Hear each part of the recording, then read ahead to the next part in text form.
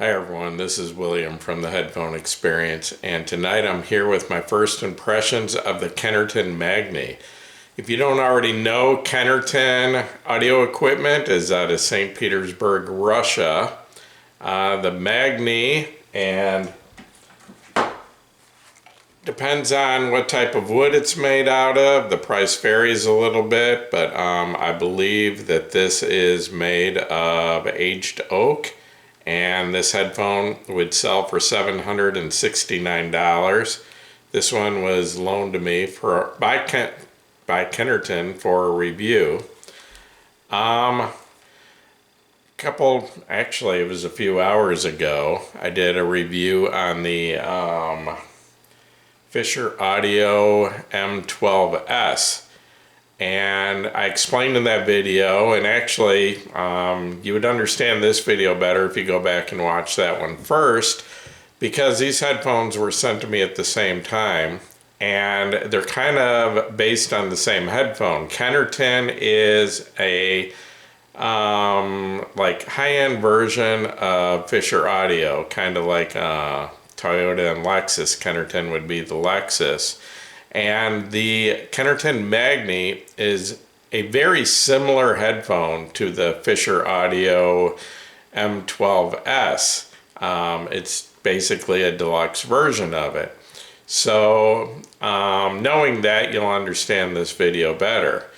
The biggest, well, there's quite a few differences, but the number one difference is the Kennerton Magni uses a new graphene driver. And as far as I know, this is the first headphone available to the public with a driver made of graphene. If I'm wrong on that, please let me know in the comments. Anyway, it's a 50 millimeter dynamic driver made of graphene. According to Kennerton, this headphone weighs 440 grams. I measured 450, so we're pretty close there. They claim that the sensitivity is 114 decibels at 1 milliwatt, and I definitely need to question this because the impedance is 33 ohms, and I compared this to the Kennerton Valley, which is 32 ohms, so very similar impedance, and that is only rated at 100 decibels at 1 milliwatt. And if I plug them both into the same amp at the same volume level, they're both playing at very close to the same loudness or volume. So I don't think this is nearly that efficient, 114 decibels at 1 milliwatt. I mean, that's up, you know, in very efficient IEM territory. And I mean, this is still a very easy to drive headphone, and I think you'd have no problem driving it with a phone or a portable, but I don't think it's as high as they claim, so I'm going to have to ask about that. Anyway, another big difference between this and the Fisher M12S is this is closed back, where the Fisher is a semi-closed back.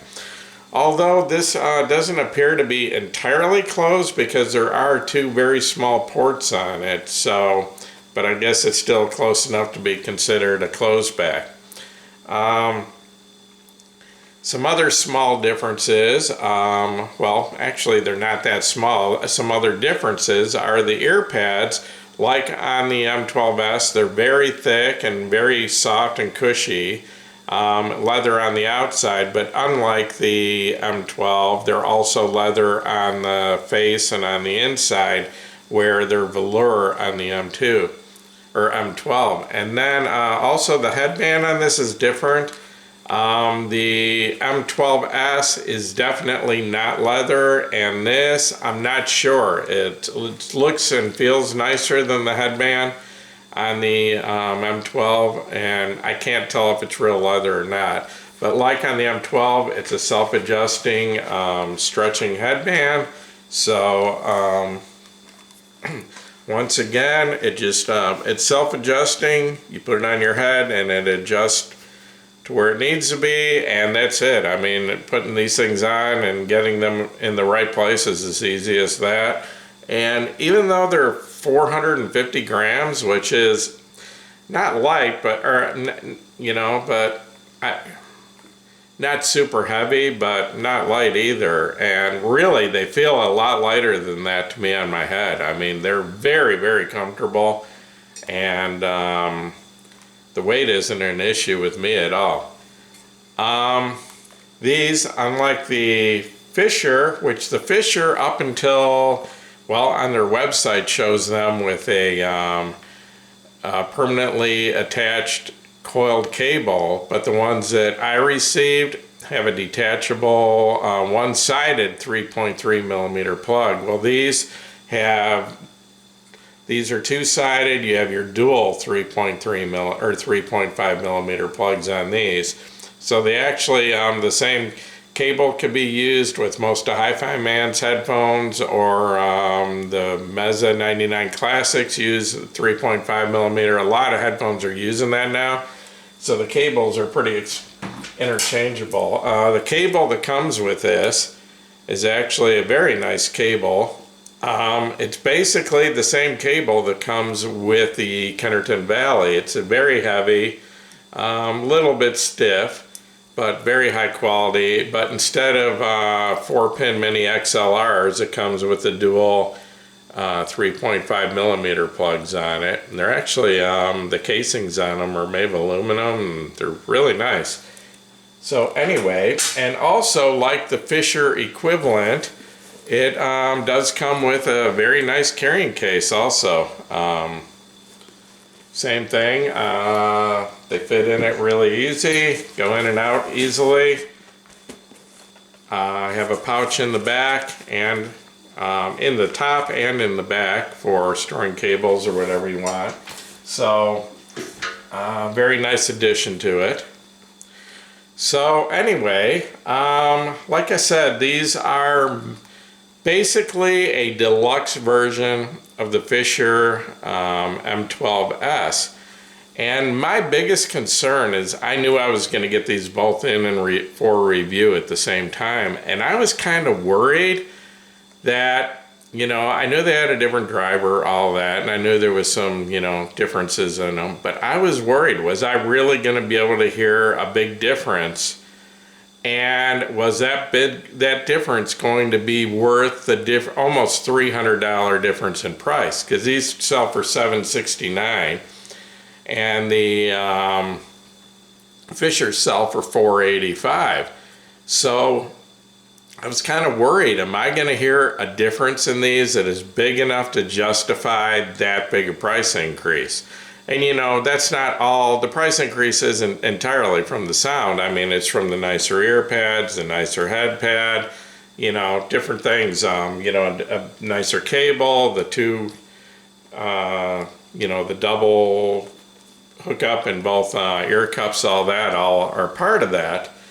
But I tell you, I'm going to be honest, I listened to the Fishers first, and I really like the Fishers. The Fishers have a bit of a V-shaped tone balance, which I actually prefer headphones to be more on the neutral side. Most of my favorite headphones have very neutral tone balance. But even though they were a little V-shaped, I very quickly adjusted to that, and they sounded really good to me, and I really liked them. Okay, so I was wondering, you know, I was going to put these on, and the Kennertons, and I was, you know, really wondering, was there going to be a big difference? Well, I'll tell you what, the difference was huge. I was not prepared or expecting it at all. I put these things on, and just a huge difference. And to start with, the first thing that jumped out about these was a really upfront, strong mid-range. And the tone balance on these is not V-shaped at all. I would consider it pretty much dead neutral compared to the V-shaped headphone on the V-shaped tone balance on the Fishers. So anyway, very neutral tone balance and a lot more energy in the mid-range on these, and which is more kind of my liking, but that was only part of it. The Fishers do have a very good frequency extension, you know, they go really deep and they go really high. These do the same thing. These go really deep into the sub bass and they go real high into the treble, but it's not emphasized as much as on the Fisher. It doesn't have that boost like it does on the Fishers, where the mid-range, on the Fisher, the mid-range is down a little bit and the bass and treble are up a little bit, where this is just pretty much dead flat. But this does have exceptional extension into the sub bass and into the highs, as high as I can hear with my getting pretty old ears.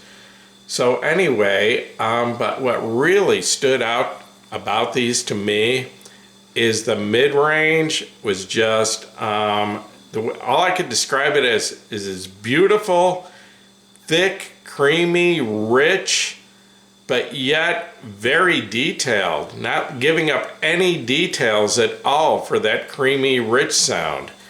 In fact, I would describe the clarity and detail of these headphones as outstanding.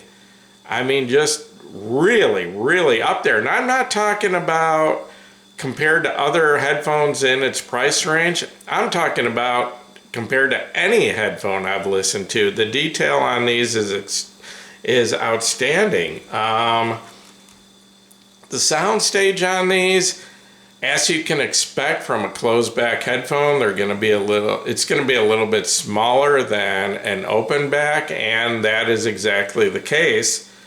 If I would say, compared to the typical open back headphone, the Soundstage is a little bit on the small side.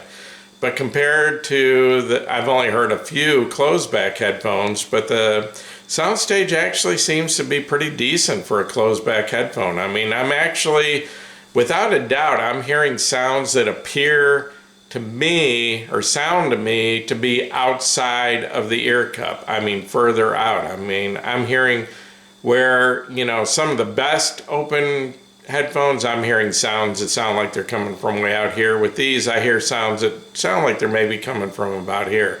So, you know, the Soundstage is definitely smaller than something like, you know, the Kennerton Roar, or, you know, even, you know, down in the price range, you know, like say the Hi-Fi Man Sandara. They have a larger Soundstage than this does. But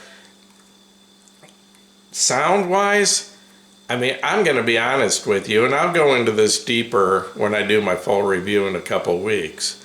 But I'm just going to kind of give away, you know, a few of my thoughts here. I was blown away by these headphones, and I've been listening to them for about 3 days now.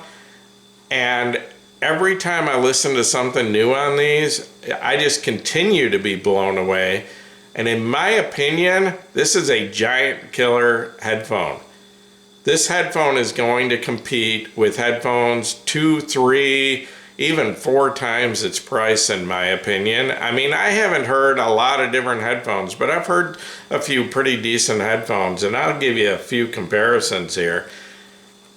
I've had the Kennerton Valley for quite a while, and I love the Valley, okay? And the best thing about the Valley is it's got that thick, creamy, rich mid-range that I just love, and vocals just sound beautiful on it.